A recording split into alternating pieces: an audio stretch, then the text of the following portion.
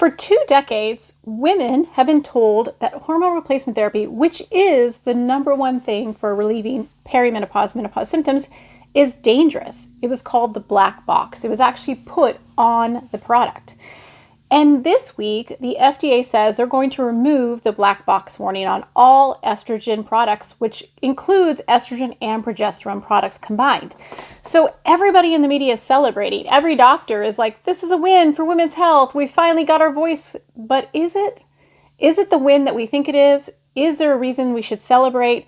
Let's dive into this. Let's understand the history of why the black box was put on there and understanding, is this a win? Or should we be concerned? I'm Dr. Jen, double-boarded OB/GYN and integrative medicine. I help women every single day gain clarity and confidence in their perimenopause journey. And I make videos about women's health in general, and including this video, which really looks at women's health and just overall the history of where we've been and where are we going. So let's dive into this. So the black box warning was actually placed in 2003. And the reason this was done from a trial called the Women's Health Initiative. The Women's Health Initiative was a very, very large study that started in the late 90s. And the idea was to identify women who are on hormone replacement therapy. Do they have a higher cardiovascular risk? Are they likely to get stroke, blood clot? And what is their risk of breast cancer being on hormone replacement therapy?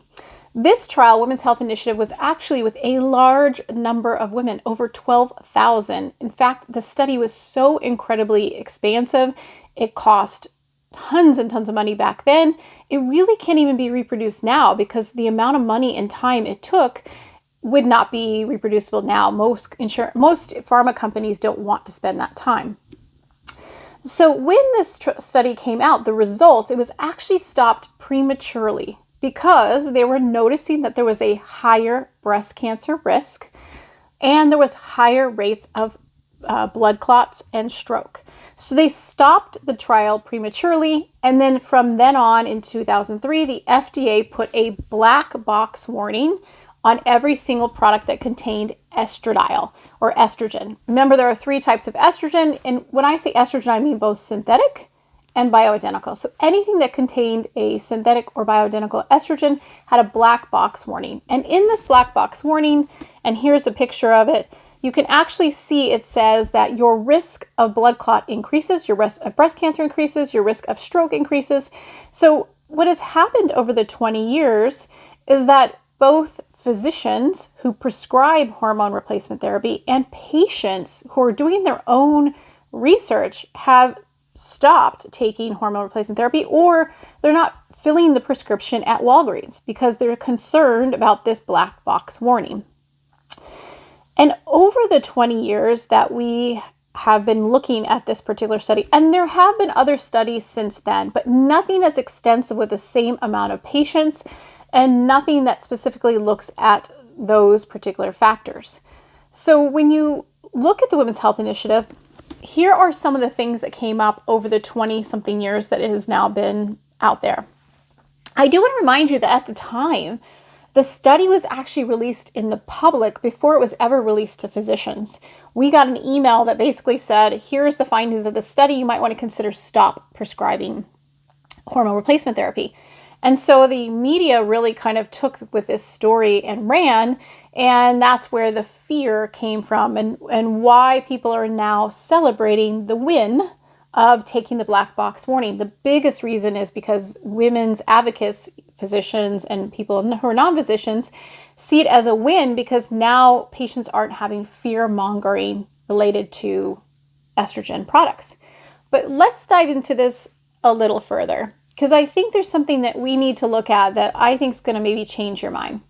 So Women's Health Initiative, after that subset analysis, or multiple people kind of broke down the study. And some of the big flaws that have come from this study is, one, the average age of the woman who was in this study was beyond the perimenopause time. Actually, I think it was like 61, which is when we don't typically start hormone replacement therapy. 2, the risk of breast cancer was an additional person, and this was related to the group that was estrogen plus progestin, which progestin is a synthetic progesterone. And so we don't actually prescribe that very often. The combination, in fact, in the study, it used conjugated equine estrogen, or estrogens made from horse, or essentially they're natural for a horse, and also progestins that are actually synthetic progesterones. So both combinations we don't use very often in hormone replacement therapy now, but at the time there was an arm of estrogen plus progestin, or synthetic estrogen and synthetic progesterone. And that is the arm that had one additional patient risk for breast cancer. The estrogen only arm, and remember this again was synthetic conjugated equine estrogens, actually had a protective effect against breast cancer, meaning that those patients who took it had a better result, or less breast cancer than the placebo patients. So that was one flaw. We don't even use that same dosing anymore. We mostly use bioidentical progesterone and estrogen, not synthetics. The third big flaw of this was that the cardiovascular risk that they reported was in the subset population that were older. So this is where this window of opportunity came up over the last 20 years, where if you start hormone replacement therapy within 10 years of menopause, it's safer in general than post 10 years. This was that essentially findings that came out of the Women's Health Initiative. This is not saying that there's no risk at all. I want to make sure this is clear. Just because you're 47 and start hormones doesn't mean there's no risk. But the idea is that your vessels become more pliable and flexible, or they are pliable and flexible pre-menopause. And then as you go through and transition, they become a little stiffer and have less elasticity. And so artificial hormones can make that worse. So basically, with those flaws of the Women's Health Initiative, even though we have found this out, 10 years ago, that black box warning has still been on those products. And anything that contains estrogen has that product. So that could be a patch, a pill, a cream, vaginal preparations, vaginal rings, everything with estrogen, birth control pills, all have this black box warning. So why am I saying this might be not a win like we think it is? Here's my concern. I am so happy that this conversation is out in the news. I'm so happy that we are finally looking at women's health through a very detective lens, and that in my mind, there's no need whatsoever to have a black box warning on vaginal estrogen. There is no study that indicates that it causes blood clots, strokes, heart attacks, breast cancer. In fact, we actually give it to breast cancer patients. So we part of the current guidelines say you can give women vaginal estrogen if they have breast cancer. But here's where it becomes a little more muddied. If you take a black box warning off of all estrogen products, they're not all the same. A birth control pill conveys a higher risk for a blood clot than, say, vaginal estrogen. So you're putting everybody in the same category. And so when you do that, it does open up this potential that maybe doctors who are not up to date on the information and understand the difference between oral hormones, patch hormones, cream hormones, vaginal applications might consider them to be the same. Now, I love autonomy. I think that the power should be in the discussion between the provider and the patient. But I also want to make sure we have some safety mechanisms to be in place to where if, a prescriber who doesn't know as much about hormones might prescribe something thinking that it is not harmful.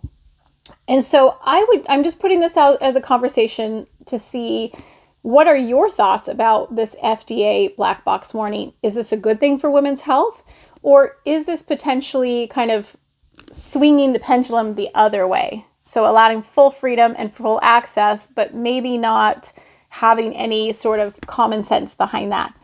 So I just wanted this YouTube video to be mostly about education, about you looking at it from the lens of what makes sense for women's health. I think this is a very big win for women's health in the fact that we're now looking at trying to make equity between male and female products that are out on the market. But I do think we have to be a little cautious, because then if there are more birth control pills being put onto the market or more synthetic hormone replacement therapy options being put onto the market in the next, say, 5 years, are they going to be considered the same as, say, a transdermal estrogen patch? And the answer is no, according to studies if we're looking at cardiovascular disease. So food for thought. This was sort of more of an, let's hear your opinion. I would love to hear your opinion of what you think about the FDA black box warning being removed. Leave a link in the comments or put some comments about it, and I'm happy to make a video specifically about that.